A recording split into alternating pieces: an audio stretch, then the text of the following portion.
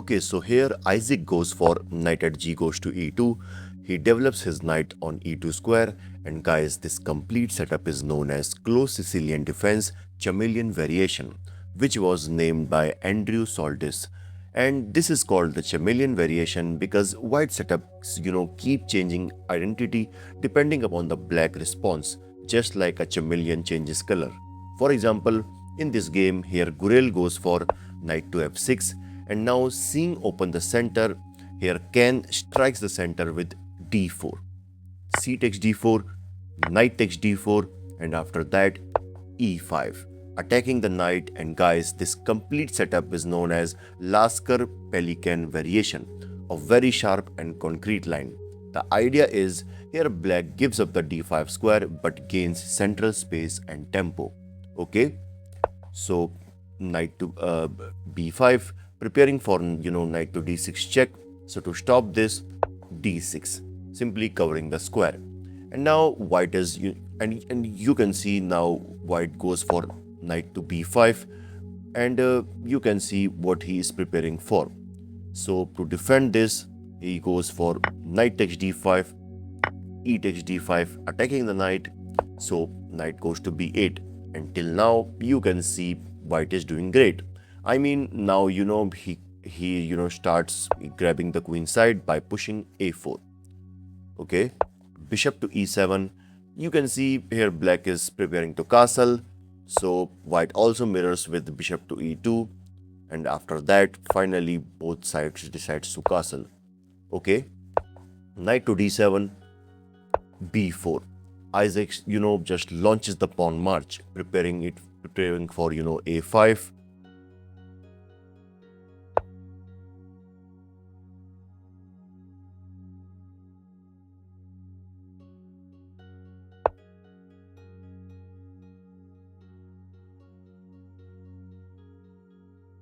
And after that, b6, defending the c5 square and preparing for the move like, a5 or maybe bishop to b7.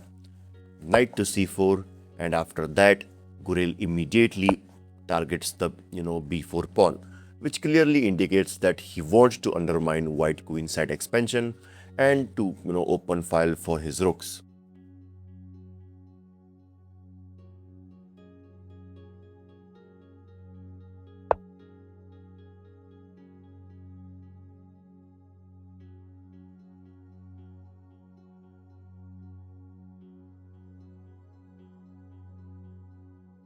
Okay, so here finally Gurel develops his queen on c7, pinning the c3 pawn against the c4 knight. So bishop to e3, Isaac just develops his another bishop to a6, and you can see now the pressure on this knight on c4 is immense. So to defend this,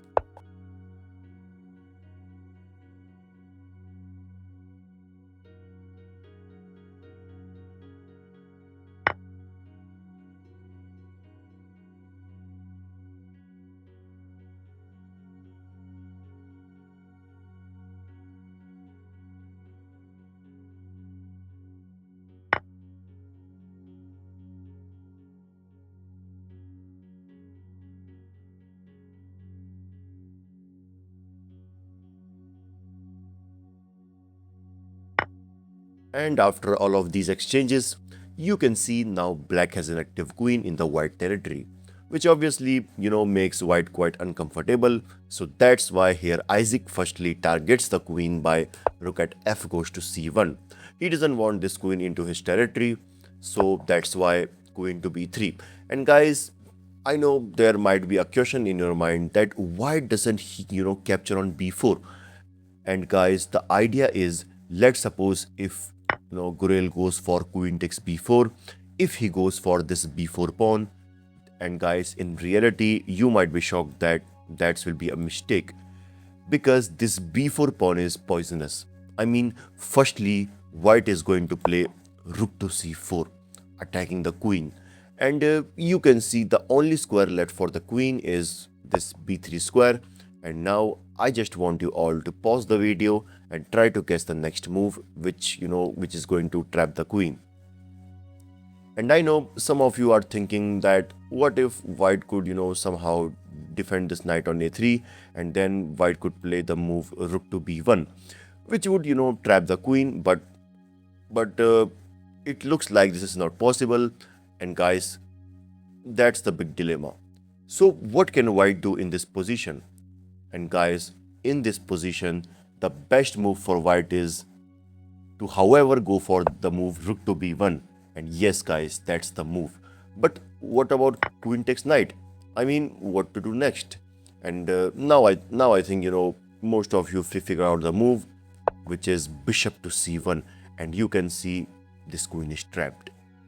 So that's why now queen to c5 is forced, so that he can get a rook.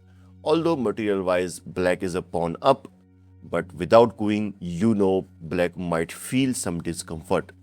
Okay, so in the game, after the move queen to b3, here Isaac goes for queen to b5. He just attacks the knight. So to defend this, Gurel brings the rook.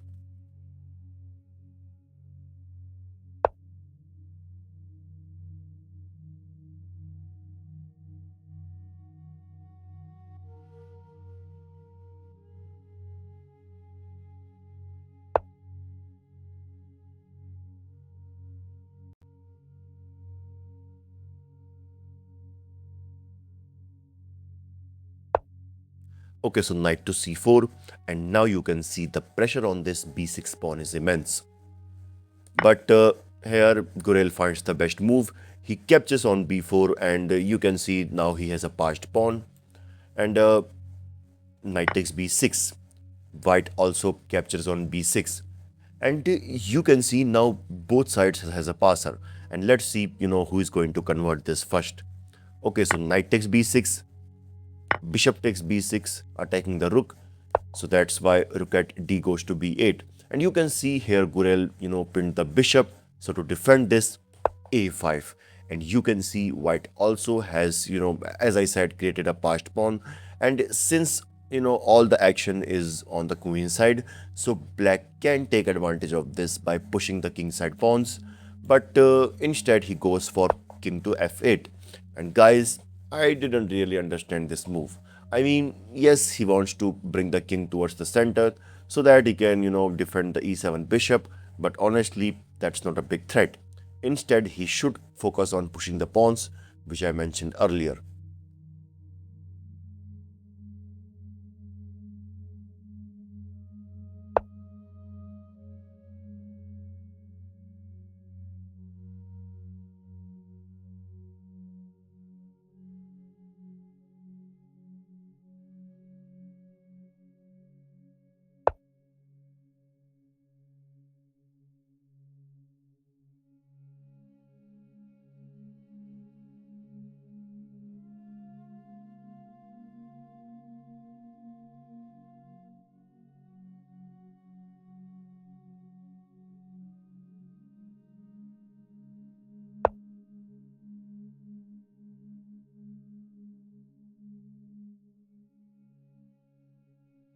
Okay, so now g6, preparing for, king to g7. And now one thing is clear, that white cannot capture this pawn on b4 due to this undefended rook on c1, which as you can see. And also white cannot capture with the queen due to this undefended pawn on b5. So here the best move for white is to play rook to d1, which targets this queen, but instead he goes for h3. And basically this is a slow move, giving black time to improve, because now in this position black can go for this amazing move b3, advancing the b pawn. And obviously white cannot capture the pawn with the rook due to this undefended rook on c1, which I mentioned earlier. So let's suppose, what if white decides to capture this pawn with queen takes b3? And guys, if this happens, now comes rook takes a5, taking benefit of the pin. And if queen to c4, rook at a goes to a8, just defending the rook. And suddenly you can see black is back in the game. But after the move h3, okay, so let me go back. Gurel missed that move and he goes for king to g7, leaving the bishop undefended. And now white can target this bishop with queen to d7, But before that, Isaac decides to attack the queen, which is also fine. So that's why queen to c3, and now he targets the queen again. So queen to d2. And as I said, here white must consider the move queen to b7, trying to infiltrate into the black position, but instead he goes for rook to c6. And guys, that's a mistake because here basically white overextends. I mean, yes, this rook invades on c6, and this queen and rook can create some damage to black, but it also leaves the back rank vulnerable. And Gurel takes advantage of this by pushing b3, preparing for queen to a2 so that he can target the rook and then just push the pawn. So that's why after seeing this, Isaac just brings the another rook back so that he can defend, but b2. And finally, the pawn reaches the second rank. Okay, so since this rook is attacked, so that's why rook to d1. Isaac targets the queen again, queen to c2.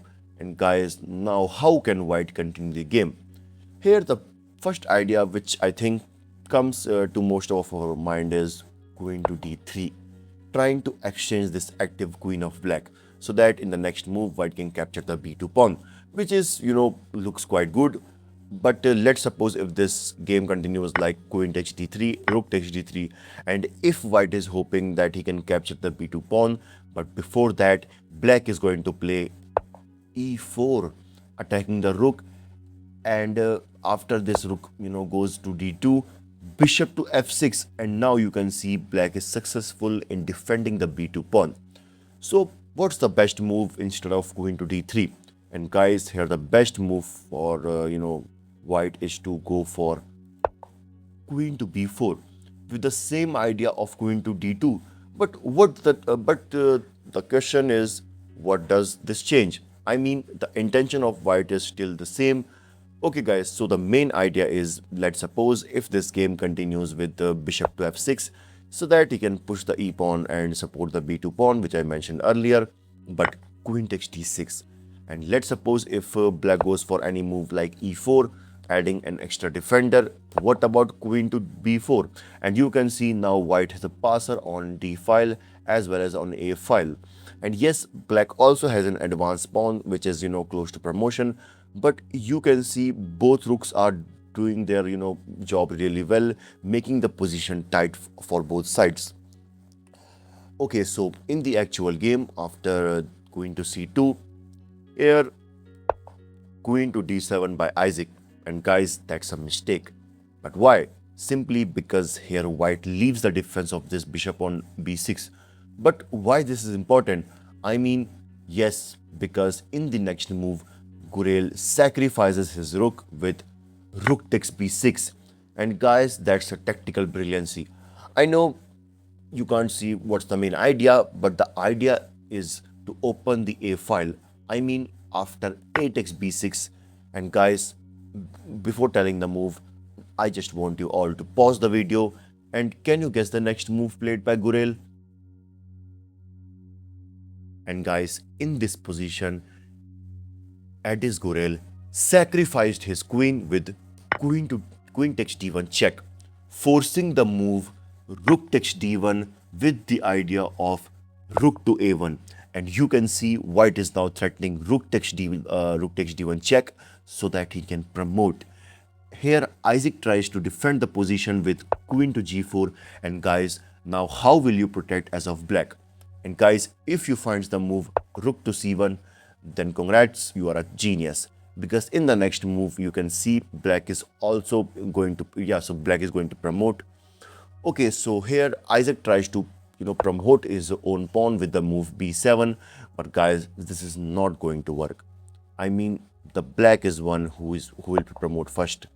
And after he promotes, rook takes c1, queen takes c1 with a check. And after this, king goes to h2, just queen to b2. And guys, here Isaac tries one more tactics, which is queen to c8, hoping that now he can promote the pawn. But guys, again, it's too late because of bishop to g5. The bishop also joins the attack, preparing for queen to f4 check. So that's why he goes for king to g1, but queen to a1 check, king to h2, queen to d4, and you can see what's coming next. So king to g1, and guys, in this position, the final move by Gurel is bishop to h4, and in this position, Isik Can resigned. This is because let's suppose if he tries to promote to a queen. Now, guys, there is a mate in 3. Let me know in the comments that how many of you finds this sequence. And guys, if you finds the move queen takes f2, that's not a big deal, okay? So, so king to h2, bishop to g3 check, king to h1, and finally queen to f1 checkmate. What a game, guys! What a game! I mean, what a brilliant sacrifice by Ediz Gurel. Like this video, and I will see you in the next one. This is your host Bison signing off. Bye bye.